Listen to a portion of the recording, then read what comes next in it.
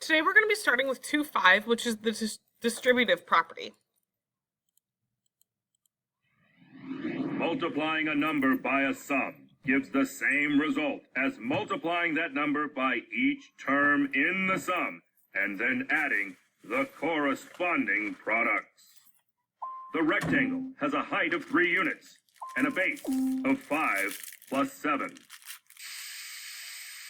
or 12 units.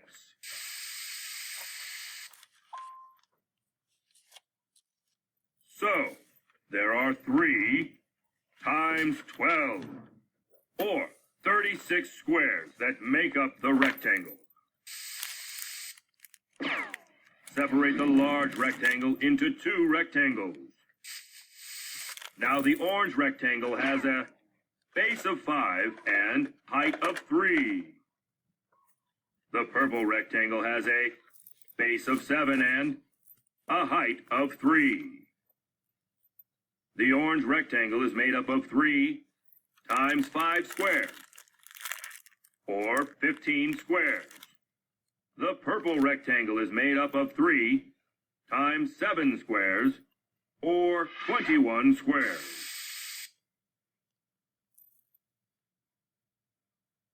Together, there are 15 plus 21, or 36 squares. If you count the total number of squares in the large rectangle, you get 36. If you count the number of squares in the orange and purple rectangle separately, and then add the 2 sums, you also get 36. This illustrates the distributive property.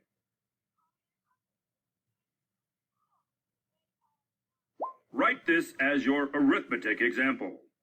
To show this algebraically, substitute a variable for each number.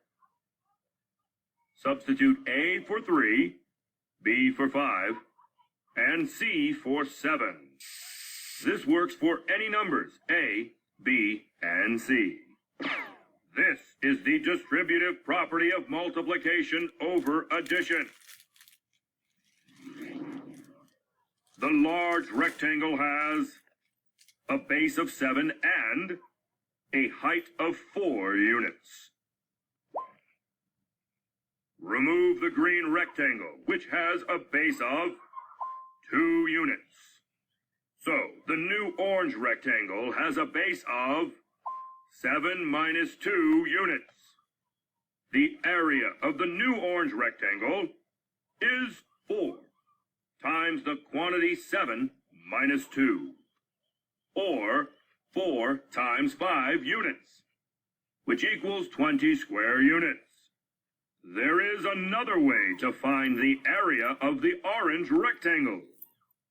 Separate the green rectangle from the original rectangle.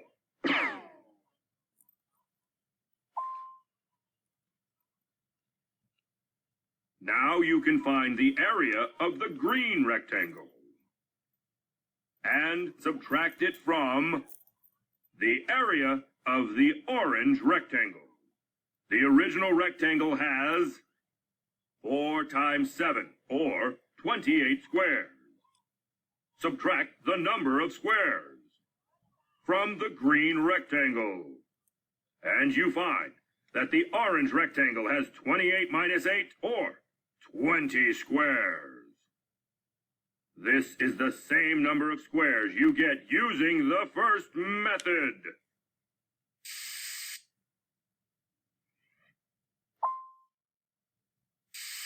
Write this as your arithmetic example.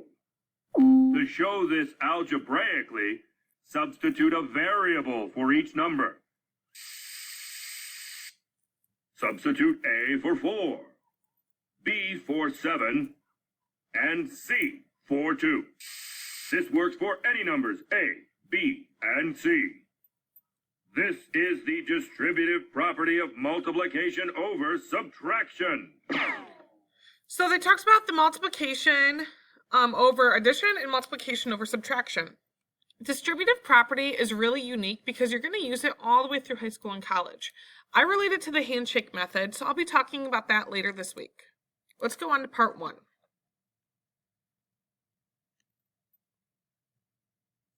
You can use common factors to write equivalent expressions. You can use the GCF of 50 and 15 to write an expression equivalent to 50 minus 15. The GCF of 50 and 15 is 5. Rewrite each number as the product of the GCF and another factor. 50 equals 5 times 10. 15 equals 5 times 3. So 50 minus 15 is equivalent to 5 times 10 minus 5 times 3. Use the distributive property to write 5 times 10 minus 5 times 3 as 5 times the quantity 10 minus 3. So they found the GCF of 5, right? Well, they said 5 times what number is 50? 5 times 10. They then said 15. Well, 5 times what number is 15? 5 times 3. So since these two numbers are in parentheses and we're subtracting them, they did 5 as our GCF, parentheses, 10 minus 3 to get their answer. All right, let's go ahead on. Use the rocks to build a bridge across the river. If a rock shows two statements that are equivalent by the distributive property, use it to build your bridge. Otherwise, toss the rock aside. So what's the GCF of 96 and 72? Well, 96, I'm going to do my ladder, and 72. I know out of both of these, I can pull a what number out? Well, 96 divided by 12 is 8. So I can pull 12 out of both of these. Okay, 72 divided by 12 gives me 6. So if I have 96 minus 72, my GCF can be found as 12 times 8 minus 6. Again, I have 8 here, I have 6 here, and my minus sign. So that would be equivalent. Ooh. Okay, let's try another one. What about this? Since these are 5 times 9 plus 4 times 9, they want to know if that is equivalent. Since 5 times 9 plus 4 times 9 and 4 times 9 plus 5 times 9, that's the commutative property. So those should be thrown aside. That is not the distributive property. 10 plus 30, well, what's my GCF of 10 and 30? 10 can be pulled out of both of those. And what would be left would be 10 times 1 is 10, plus 10 times 3 is 30. So if I use the distributive property, that is equivalent. What about this one? 2 multiplied by 56 minus 2 multiplied by 45. Again, they're just flipping these numbers around. That's the commutative property. That is not the distributive property. Here, they're saying 6 multiplied by 7 plus 4 and 6 multiplied by 4 plus 7. That's using a different property where we can move things around. That's not using the distributive property. Here, we have 8 multiplied by 7 minus 8 multiplied by 5. Well, here, this will work because 8 is the GCF in this situation. They pull that 8 out. And what's left is in parentheses, 7, the minus sign, and 5.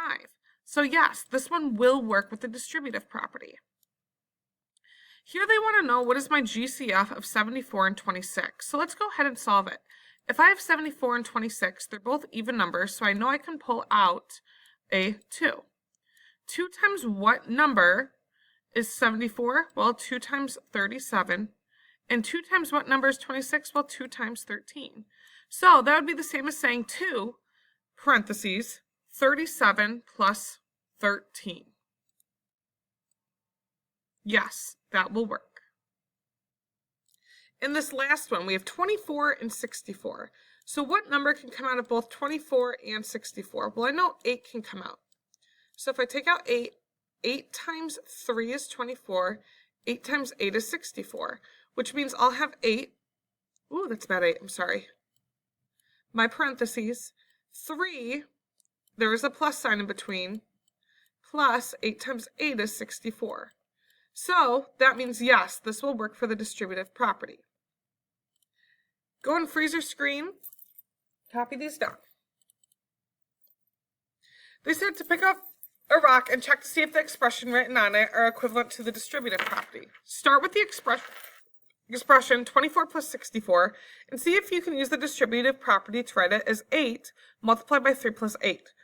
So for step 1, what they did is they found the GCF through the tree method. Okay, 6 times 4 is 24. They broke those down to 2 and 3 and 2 and 2 because those are prime numbers. They then did the prime factorization tree that we learned in 2-4. 2 times 2 times 2 times 3 was the prime factorization for 24. They did the same for 64. Broke it down to prime numbers. They got 2 times 2 times 2 times 2 times 2 times 2. They looked for those buddy pairs. Their buddy pairs are 2, 2, and 2. Well, 2 times 2 is 4. 4 times 2 is 8. So their GCF was 8. They then rewrote it as the distributive property. 8 multiplied by 3 is 24. And 8 multiplied by 8 is 64. So then what they did, they used the distributive property to find an expression that was equivalent. They did this by saying 8 times 3, which is 24, plus 8 times 8, which is 64, and put those in parentheses. So yes, they said those were equivalent. Let's try this one. Use the distributive property and common factors to write an expression equivalent to 15 plus 35. So let's get started. If I have 15 and 35, what can come out of both 15 and 35? What number? 5. 5 multiplied by 3 gives me 15. 5 multiplied by 7 gives me 35. Can anything else come out? No. So when I make my G, that's my GCF, was 5. In these parentheses then, 5 times 3 was 15. It was separated by a plus sign. And 5 times 7 was 35. What does that mean? I just broke it down. 5 times 3 is 15. 5 times 7 is 35. So, using the distributive property with common factors to write an expression equivalent to 15 plus 35, I found my answer of 5 multiplied by 3 plus 7.